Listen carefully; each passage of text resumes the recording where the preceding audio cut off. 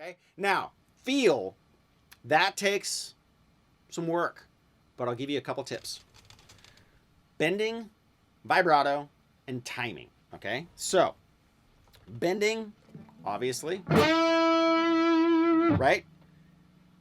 Take the bends and think of bends not just bending, so you're not randomly bending notes. Think of those inversions again and how you can bend a string into one of those inversions, okay? Right? When we bent there, we bent into our 5 chord. We also have the E note in this chord too. But remember, I was saying it's kind of one of those transitional ones. So you can pick another note, a third or a root to bend to. That would be great. So you could take this note right here. You're bending to the root, okay, in position 1. Now, bends are great because you can do them really fast. No vibrato. You can do them fast with vibrato. You can bend, hold the note, add vibrato, a la David Gilmour all the time. You can bend super slowly. Take your time, like you're with a lady, or ladies like you're with your man. Right? It's sexy bend. Reverse bends, super cool. You bend up to the note and go down like this. And if you do it multiple times and go a little lower each time, very cool effect. Helps if you make an ugly face, like lemon juice face, like watch Stevie Ray Vaughan, just ugly faces, but he means it. Okay, so you got. Now when you come down, you know, vibrato can be on a bent note, but it can also be on a stationary note. Now, I like to use my hand to do the vibrato, not my finger. So you get a rocking motion with your hand, like think of a pendulum. And I'm pulling or pushing, right? And I'm using this pivot motion rather than this because you're going to have more strength. And if you use your other fingers to help you, awesome. But if you're doing one finger vibrato, it's especially awesome to keep your finger stiff and use this motion of your hand to help you out, okay? So you can do that, right? The quick bend, slow,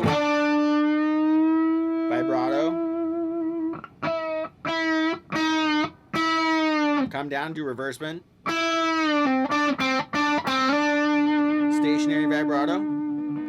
And then the timing, right? So timing could be taking the same 4 notes and manipulating it so you can use the same 4 notes, but it sounds different, okay? So like instead of going, right, you can be like,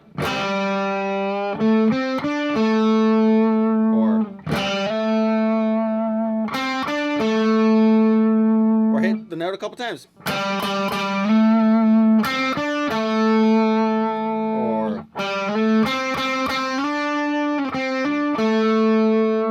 Right, so you can do the timing difference, which is great on its own. Or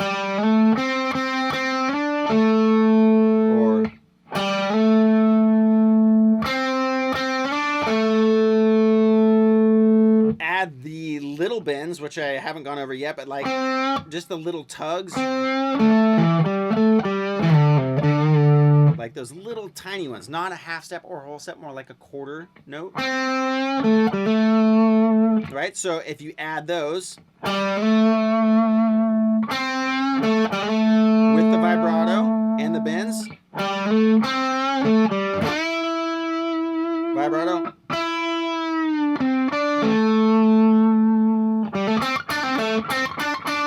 right, mess with the timing. It's the same notes. It's just a quick hammer on and pull off. Right? You can add more feel here using palm muted. You can rake. Raking is done by you really heavily mute the strings until you get to the note that you want to ring out.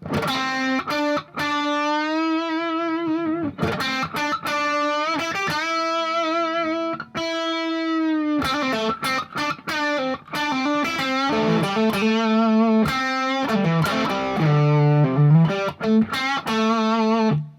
went outside my 4-note cluster, but I played the same notes, so don't forget about the octaves.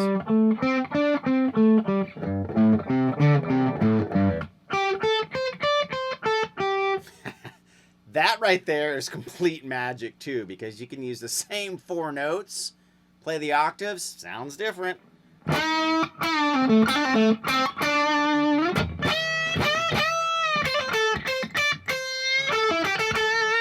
Same 4 notes, mixed them up with timing, vibrato, voila, completely different. Again, same notes. Added some pinch harmonics, little tugs.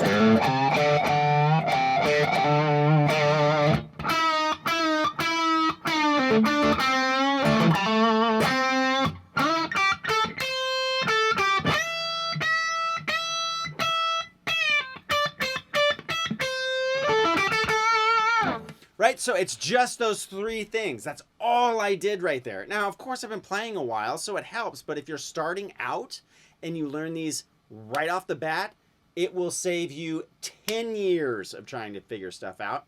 If you've been playing for a long time and you got the technique, you're halfway there. You're more than that. You're 3/4 of the way there because you got the technique. You can move around. You can probably already bend.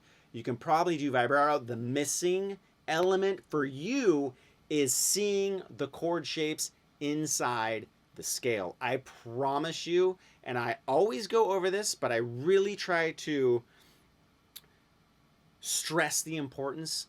This literally was like magic for me. And I've been playing 20 years before I did this, and I was like, how did I miss that? I saw a lesson on the caged system, and I was like,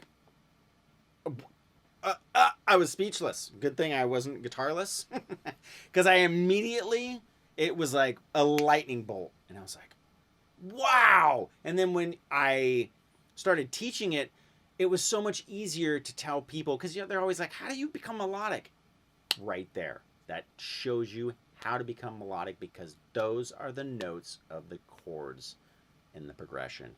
And it's how you apply those notes over the progression as those chords go by that make the melodies. Now, you don't always have to hit the notes of that chord as it's going by, but it sure is awesome when you can do a rip and run or just moving around, and then the last minute, bam, you hit one of those magical notes. It's that connection. And see, I was spitting. I was feeling it so much. It was like, luckily it didn't hit the lens, but that's how powerful it is. I promise you, it will work. It is magic. You'll get a hallelujah. You'll love it. Your neighbors will love it because you'll start to sound like you're making melody. The blues gigs will be great. Anything, any gig, whatever. Just connect, feel. Don't forget the feel. Feel is huge. Really go slow. Connect with your instrument. Feel it. Feel that note. Just dig.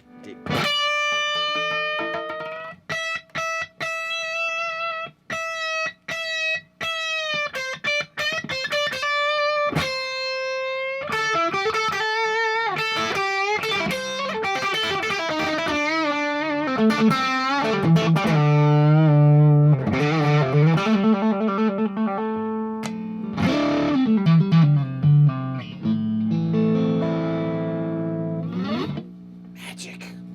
Catch you later.